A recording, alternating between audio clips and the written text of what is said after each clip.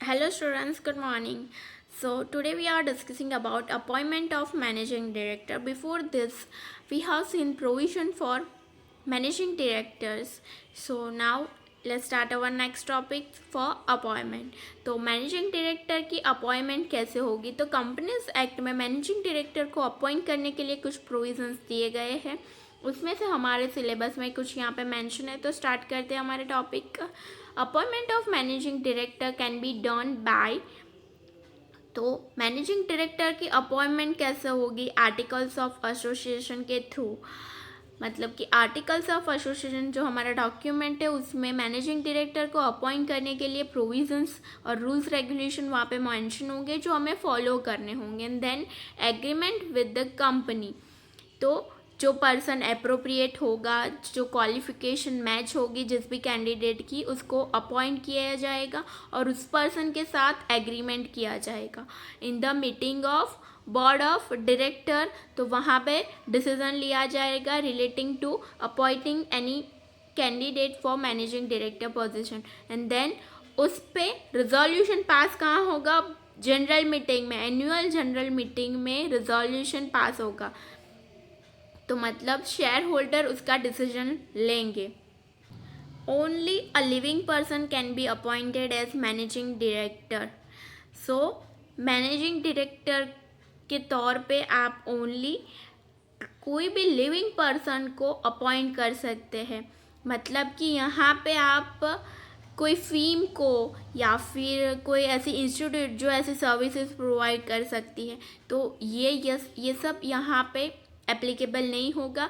आप ये भी प्रोविज़न रख सकते हो कि फीम या इंस्टीट्यूट या कोई कंपनी को आर्टिफिशियल पावर दी ही गई है कि वो आर्टिफिशियल पर्सन है in the eyes of law.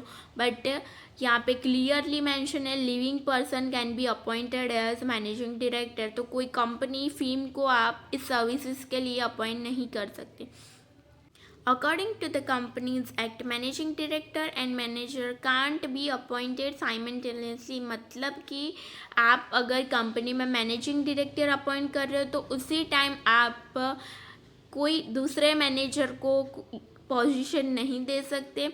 Managing director and manager को साथ में अपॉइंट नहीं कर सकते, साइमल्टेनियसली अपॉइंट नहीं कर सकते. क्यों. बिकॉज दोनों के कैरेक्टरिस्टिक सेम है, फीचर्स सेम है, दोनों की ड्यूटीज सेम है.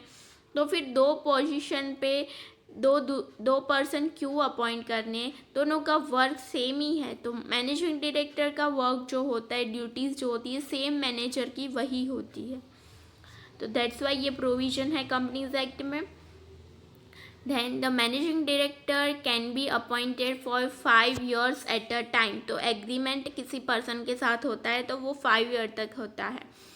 तो मैक्सिमम टाइम पीरियड कितना है, 5 year का. सेम एज जो इंडिपेंडेंट डायरेक्टर के बारे में हमने देखा था. Terms and condition are to be decided in the meeting of board of director. तो दूसरी टर्म्स कंडीशन क्या होगी उस एम्प्लॉय को.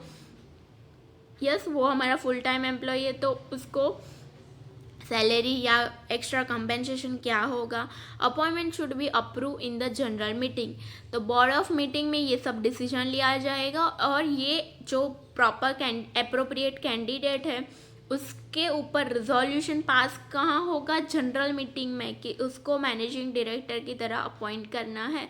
तो वहाँ पे कंसेंट किसकी रिक्वायर है, शेयर होल्डर्स की consent require. That's why general meeting में उसका डिसीजन लिया जाएगा. वाइल जो दूसरे डिसीजन होंगे कि एक्स्ट्रा टर्म्स एंड कंडीशन क्या होगी उसके जॉब के रिगार्डिंग.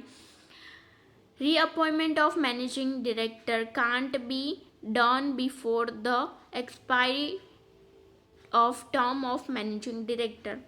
तो मैनेजिंग डायरेक्टर का टर्म कितना है, 5 year का. तो उसके बाद ही उसकी रीअपॉइंटमेंट पॉसिबल है. आप उसका टर्म ओवर नहीं हुआ है, उससे पहले ही उसको रीअपॉइंट कर रहे हैं तो वो पॉसिबल नहीं है. उसकी टर्म जब ओवर हो जाए उसके बाद ही उस पर्सन को रीअपॉइंट किया जा सकता है. ओके, तो ये प्रोविज़न है. फिर से देख लेते हैं. यहाँ पे फर्स्ट रूल्स रेगुलेशन कहाँ मेंशन हो गया, आर्टिकल्स ऑफ एसोसिएशन में से. उसके बाद जो अप्रोप्रिएट कैंडिडेट होगा उसके साथ कंपनी एग्रीमेंट करेगी.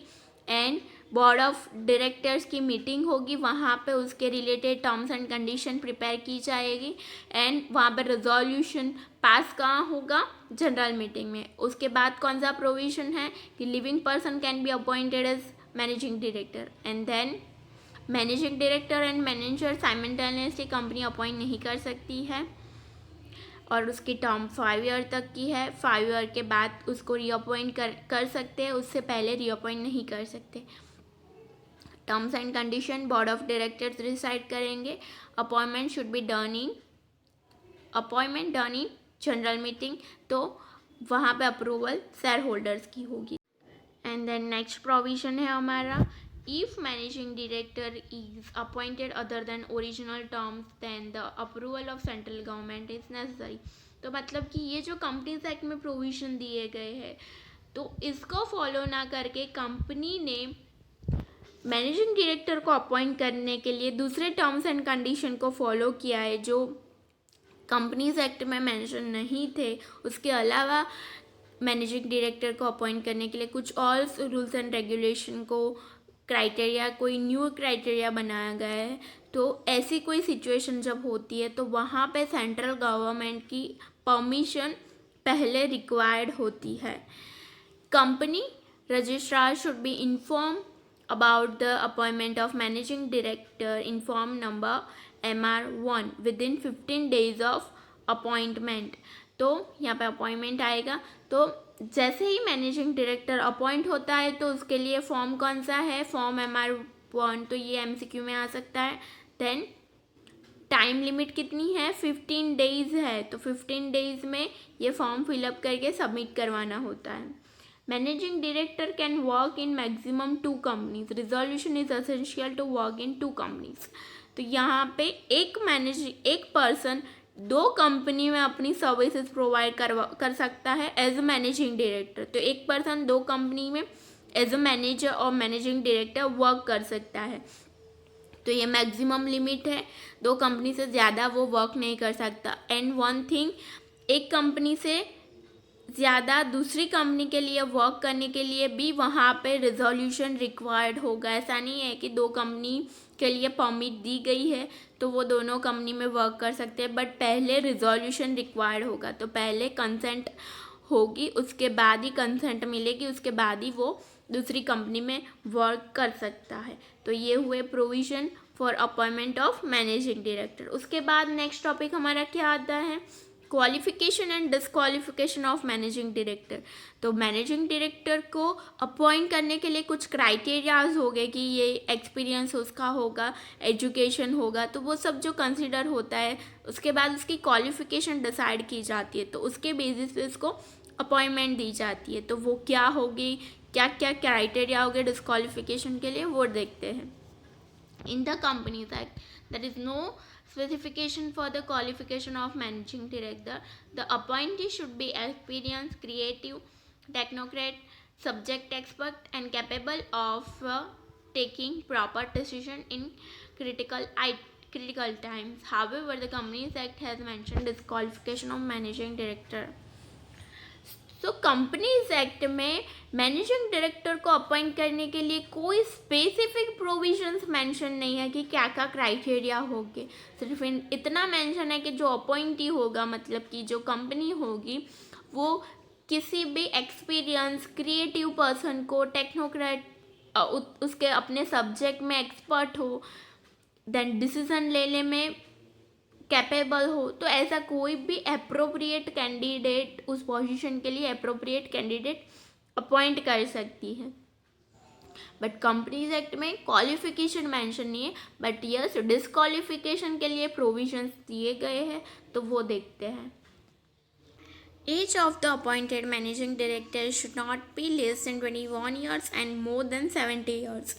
तो यहाँ पे एज के रिलेटेड क्राइटेरिया दिया हुआ है कि जो मैनेजिंग डायरेक्टर होगा उसकी एज 21 से लेस नहीं होनी चाहिए एंड 70 से अप नहीं होनी चाहिए। तो इन बिटवीन पर्सन होगा जो अपॉइंट किया जाएगा।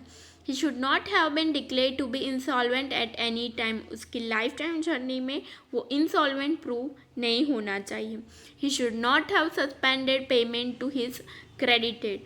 तो क्रेडिटर को पेमेंट करने के लिए उसको सस्पेंड नहीं किया जाना चाहिए, उसके लाइफ टाइम की जर्नी में ये इंसिडेंट नहीं होना चाहिए. If he